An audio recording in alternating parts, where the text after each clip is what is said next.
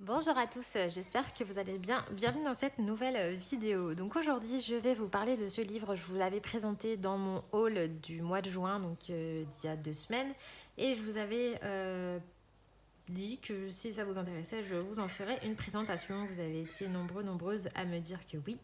Donc ce que j'ai décidé de faire, c'est de vous présenter le livre. Donc je vais vous en parler, vous montrer page par page, mais aussi je vais vous présenter mon matériel d'aquarelle, ce que je pense qu'il est bien d'avoir pour débuter, à mon sens, hein, bien sûr, ça reste encore une fois mon avis.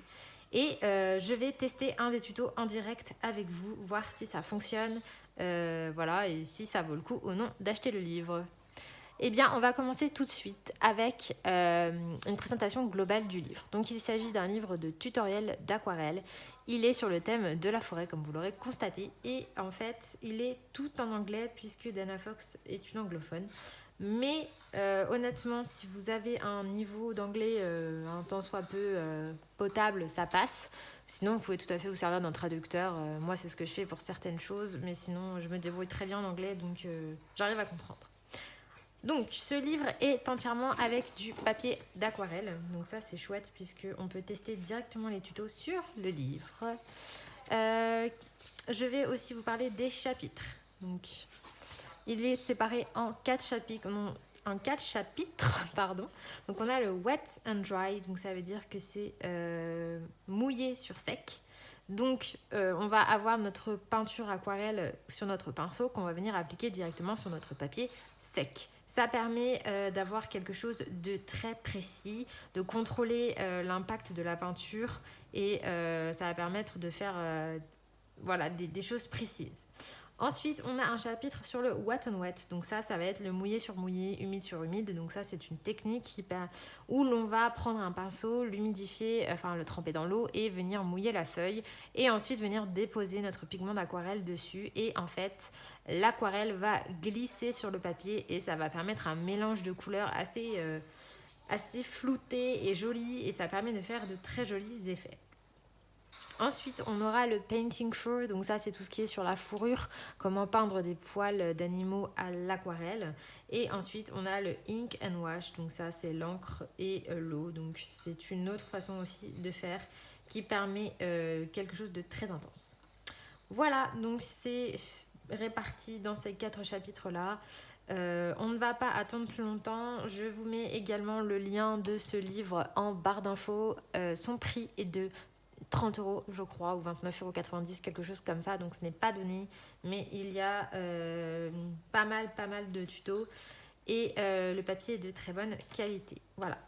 Donc on va passer tout de suite à mon matériel d'aquarelle. Ensuite, je vous fais le test du tuto et en dernier, je vous présente donc le livre page par page. Pour ceux qui ne sont pas du tout intéressés par le livre page par page, je vous mets tout de suite la minute à laquelle vous pouvez aller pour voir uniquement du coup la présentation du livre et zapper tout ce qui est matériel et tuto.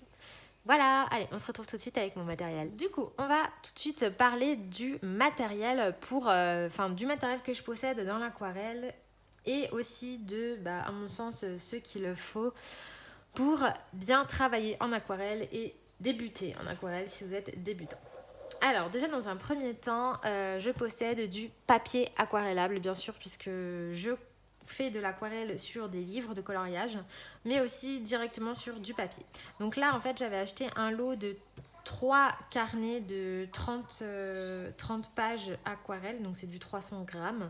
Et en fait, c'est en format A5. Donc c'est plutôt petit, mais moi j'aime bien faire des petites aquarelles, des petits paysages, etc. Ça convient très bien. Donc j'en ai 3 comme ça et la marque Arteza, ils font de très bonnes choses pour l'aquarelle, pas trop cher parce que j'avais payé 20 € les 3 blocs d'aquarelle. Donc je vous mettrai tout en barre d'infos si ça vous intéresse. Franchement, il n'y a rien à dire, la qualité est top, le papier est excellent. J'ai déjà fait plusieurs aquarelles dessus et je n'ai rencontré aucun problème. Donc voilà, si vous voulez faire des petites aquarelles comme ça ou vous entraîner sans gâcher des coloriages, je vous conseille fortement ces blocs. Il en existe bien sûr d'autres de la marque Canson, etc. Mais souvent ils sont un petit peu plus chers. Donc voilà, puis moi j'étais vraiment intéressée par le format A5 petit. Donc voilà pour ça. Ensuite, je vous montre des livres. Donc moi, je fais de l'aquarelle surtout dans les romantiques country puisque le papier supporte extrêmement bien l'aquarelle. J'en fais aussi dans les Anna Carlson, bien sûr, dans les Maria Troll. Mais voilà, mes livres de prédilection pour l'aquarelle, c'est celui-ci. Donc je vais vous montrer rapidement quelques colos, vous les avez déjà vus. Mais sont voilà, des coloriages, je vais utiliser l'aquarelle. Je sais pas si on va bien voir parce que j'ai pas énormément de place. Voilà, j'ai entièrement réalisé ce coloriage à l'aquarelle. Il n'y a vraiment pas de crayon de couleur, c'est que de l'aquarelle. Et ça va 15 fois plus vite. Pareil, à part l'effet poil que j'ai fait au crayon de couleur, sinon le reste c'est de l'aquarelle. Et les arbres aussi, j'ai pas fait, mais sinon tout le reste, l'eau, etc., tout ça c'est de l'aquarelle. Donc voilà, vous voyez que ça ne gondole pas ou très peu et la peinture sèche bien, enfin ça fait pas de démarcation et... Donc voilà, si vous avez ces livres-là, vous pouvez y aller. L'aquarelle, ça fonctionne très bien. Donc ça, c'est pour le support. Ensuite, on va parler des pinceaux. Alors, bien sûr, comme pinceau, j'ai comme tout le monde des pinceaux à réservoir d'eau. Donc j'ai la marque Pentel que j'aime beaucoup, mais ce n'est pas du tout ce que je préfère pour faire l'aquarelle. J'aime bien pour tout ce qui est Neocolor 2, mais maintenant j'ai du mal à les utiliser pour l'aquarelle, mais sachez que ça fonctionne aussi très bien. Donc j'avais le lot de 3, donc épais, moyen, fin, celui-ci qui a un moyen, et j'ai aussi des pinceaux de la marque PBO. Voilà, donc ceux-ci aussi sont très très bien. Mais j'utilise de moins en moins ceux-là et j'utilise beaucoup des pinceaux, on va dire, normaux. Donc niveau pinceau, je possède un kit Montmartre que j'ai acheté il y a pas très longtemps. Je vous l'ai aussi présenté dans mon haul. Donc ce sont des pinceaux synthétiques. Ils sont franchement de bonne qualité. À part un, je crois que c'est celui-ci qui perdait un peu ses poils. Mais bon, rien de bien méchant. Pensez à vérifier les poils avant de tremper dans l'eau. Parce qu'une fois que le poil du pinceau est dans votre peinture sur votre papier, ça sèche et le poil, vous pouvez plus l'enlever. Donc faites attention à ça. Mais franchement, pour le prix, ils sont très bien. J'ai des pinceaux comme ceci, mais ça c'est plus pour l'acrylique. Mais surtout j'ai des pinceaux qu'on appelle petit gris. Voilà, donc j'en ai 3 de la marque Raphaël que j'ai payé beaucoup plus cher. Donc j'ai un taille 4, un taille 12 et celui-ci que je me sers pour les fonds. Voilà, un 18. Donc j'avais acheté ce kit de 3 pinceaux, 30 € je crois, je vous mettrai tous les liens en barre d'infos. Mais ce sont les meilleurs pinceaux que j'ai pour l'aquarelle, ça se voit, le pigment est très bien retenu. C'est les meilleurs pinceaux pour travailler. Maintenant, si vous êtes pour la cause animale, etc., sachez que le petit gris, ça vient, c'est un poil d'écureuil, donc bon, c'est pas terrible. Moi, j'ai appris ça il n'y a pas très longtemps. Donc voilà, j'ai ces 3-là, mais je pense que de toute façon, je me contenterai de ça parce que je fais pas non plus de l'aquarelle H24, mais... Sachez que, voilà, si vous craignez ce genre de choses, n'achetez pas du petit gris. C'est... Bon, après, c'est comme tout. Hein, voilà, vous êtes informés. Donc, pour les pinceaux, c'est tout. Ensuite, j'utilise une palette de mélange. Donc, celle-ci vient de Artis. Je l'ai payée 99 centimes. Vous en trouvez chez Action ou dans tous les magasins d'art. Voilà, c'est une espèce de fleur. Et je prépare mes couleurs dedans. J'ai aussi un CD quand j'utilise des feutres, par exemple, aquarellables. Donc ça se trouve un petit peu partout. Ensuite, j'utilise pour l'eau un récipient. Donc celui-ci, c'est une ancienne verrine que j'ai gardée et dont je me sers pour mettre l'eau. Et toujours à proximité, un mouchoir. Et enfin, on va parler du nerf de l'aquarelle, l'aquarelle en elle-même. Alors, je possède plusieurs palettes, du plus cher au moins cher, et la qualité ne va pas en fonction forcément du prix. Donc déjà pour commencer, je possède la palette Mozart que je vous ai montrée dans mon dernier haul. Donc c'est une palette qui possède 40 godets qui sont quand même grands. C'est une aquarelle quand même de bonne qualité, bien pigmentée. Vous avez des néons, des métalliques. Donc pour débuter, c'est une très bonne palette qui est pas très chère puisqu'elle est à 25 €. Donc là, moi j'ai enlevé, normalement il y a un rack en plastique pour mettre les godets. Je l'ai enlevé puisque dedans j'ai mis également la palette Sonnet qu'on connaît avec... il me semble que c'est les 24 godets, ouais, je sais plus. Donc vous voyez que vous avez du métallique, du néon, et puis ici vous avez la Sonnet qui est très très bien. Voilà, là vous avez le nuancier avec les teintes métalliques en bas, les néons qui sont bien néons et puis le reste des couleurs. Donc ça c'est une palette que j'aime beaucoup, franchement elle est vraiment pas mal pour le prix. Ensuite je possède la palette Kurateke, je n'arrive pas trop à le prononcer, mais c'est une palette que j'ai achetée aussi sur Amazon qui possède 36 godets et les godets sont immenses, immenses. Vous en avez pour une vie là de l'aquarelle. Hein. Et pareil, c'est une aquarelle de bonne qualité, très pigmentée, etc. Que j'aime beaucoup et le prix est très abordable. Voilà, donc vous avez 36 godets et vous avez des métalliques. Donc je m'en sers assez souvent de celle-ci, je l'aime beaucoup. Franchement, les couleurs sont top. Je vous montre le nuancier. Voilà, vous voyez les métalliques. Celle-ci, cette couleur, elle est sublime. Je la rajoute souvent par-dessus un fond. J'aime bien. Donc voilà pour celle-ci. Ensuite, je possède ma palette Winsor & Newton. Donc celle-ci, c'est les aquarelles Cotman. Donc c'est des aquarelles qui sont très très connues chez les aquarellistes. Les Winsor & Newton, ce sont de très bonnes aquarelles. Maintenant, ce ne sont pas des aquarelles dites artistes, puisqu'il y a l'aquarelle fine et l'aquarelle extra fine. Et l'aquarelle fine. Mais franchement, pour ce qu'on en fait, enfin moi à mon niveau, pour ce que j'en fais, elle est très très bien. La palette est vraiment abordable niveau prix. Elle se présente donc comme ceci. Vous avez les palettes de mélange et vous avez tous les godets. Donc il y en a en double puisque il y a, il me semble...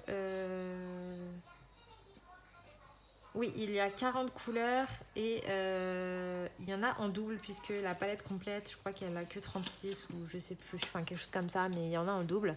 Et du coup, moi, je m'étais pris des godets à l'unité. Donc là, c'est des demi-godets à l'unité de la marque Sennelier. Donc je m'étais pris un rose puisque encore une fois, il n'y avait pas de rose. Donc c'est celui-ci là. Et j'avais pris un vert vraiment pour l'herbe. Pareil, c'est celui-ci, je crois. Enfin, je sais plus, ça se ressemble. Enfin, bref, voilà. Mais c'est une très très bonne aquarelle. Et en fait, c'est celle que j'utilise le plus. C'est la Sennelier. Quasiment tous mes colos, je l'ai fait avec celle-ci. Je l'aime beaucoup. Voilà, donc pareil, je vous mets les liens en barre d'infos pour celles qui sont intéressées. Il existe une palette Winsor & Newton Pocket Size qui est très bien aussi. Après, vous pouvez faire des mélanges, vous n'avez pas besoin de beaucoup de couleurs. Vous pouvez mélanger toutes les couleurs ensemble et avoir les teintes à l'infini. Hein. C'est juste que moi, en tant que grosse feignante, j'aime bien avoir plusieurs couleurs. Et enfin, j'ai ma palette de voyage. Donc ça, c'est celle que j'emmène quand je sors. Ça m'arrive rarement, mais voilà, c'est la Pocket Box de chez Van Gogh. Et vous avez 15 godets, je crois. Oui. Voilà. Donc celle-ci, elle est aussi très bien. Et ce qui est bien dans celle-ci, c'est que vous avez donc le pinceau intégré. Hop, vous faites comme ceci et vous soulevez la palette. Voilà, pour les mélanges. Donc c'est une très bonne palette pour voyager, aussi à un prix très abordable. Donc pour commencer, moi je vous conseillerais d'investir déjà dans des pinceaux. Prenez un petit kit de pinceaux, après synthétique, pas synthétique, ça c'est vous qui voyez, mais des pinceaux, vrais pinceaux, pas forcément un réservoir d'eau. Une palette d'aquarelle, donc soit la Mozart si vous n'avez pas envie d'y mettre cher, ou alors une aquarelle Winsor & Newton. Moi je pense que pour débuter, la Winsor & Newton elle est vraiment bien. Et du papier aquarelle bien sûr, et déjà vous êtes déjà pas mal pour débuter l'aquarelle.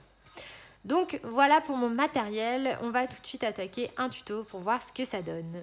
Donc nous revoilà avec le matériel de sortie. Donc pour ceci j'ai pris ma palette Winsor & Newton qui est juste à côté de moi. J'ai pris un pinceau taille 6 puisqu'ils disent qu'il faut un pinceau taille 6. J'ai pris ma palette de mélange pour préparer mes couleurs et de l'eau et mon sopalin. Donc là je pense qu'on est pas mal. Donc on va zoomer. Vous voyez que dans les couleurs ils disent qu'il nous faut un rouge indien. Donc je vais tout de suite commencer à préparer mes couleurs. Donc dans un premier temps je vais mouiller mon pinceau et on va aller chercher du rouge. Donc on va prendre un rouge très très basique. Donc là, pour faire ça, vous trempez dans l'eau, vous venez chercher votre pigment, vous l'appliquez sur la palette. Et donc en fonction, là, je trouve que il est trop clair, donc je vais venir prendre un autre rouge en rinçant mon pinceau. Bon, je vous dis tout de suite, je suis pas du tout une pro de l'aquarelle. Hein. Je fais comme je peux. Mais voilà, on est là pour se détendre, pour s'amuser. Donc, je vous montre comment je fais, mais je suis pas du tout la pro. Donc là, je suis en train de foncer mon rouge. Je trouve encore trop clair.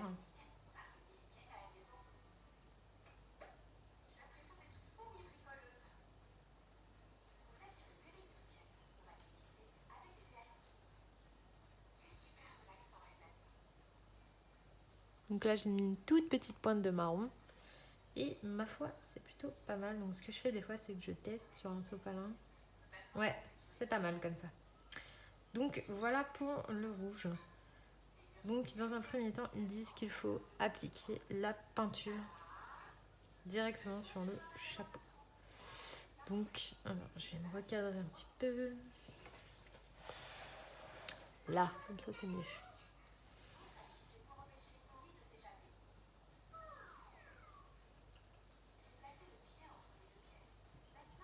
Voilà, donc ils disent qu'il faut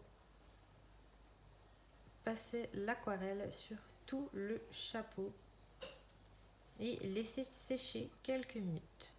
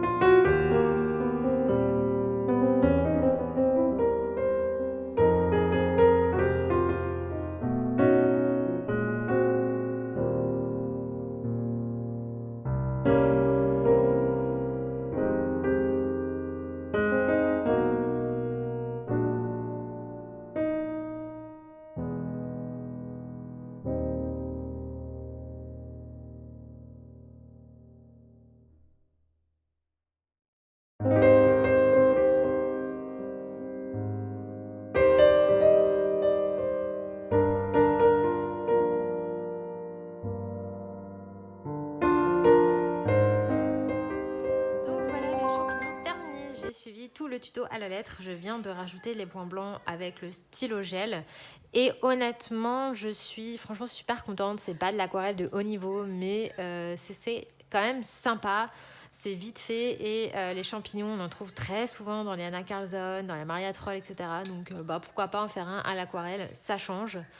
Voilà, donc ce livre est largement faisable, même sans parler anglais, avec les couleurs déjà et les dessins, vous arrivez à suivre, donc c'est plutôt pas mal pour une première fois, je suis contente. J'espère que cette vidéo vous aura plu. Si vous avez des questions, n'hésitez pas. Et je vous souhaite une très belle journée, soirée, selon le moment où vous regardez cette vidéo. Je vous fais plein de bisous et à bientôt!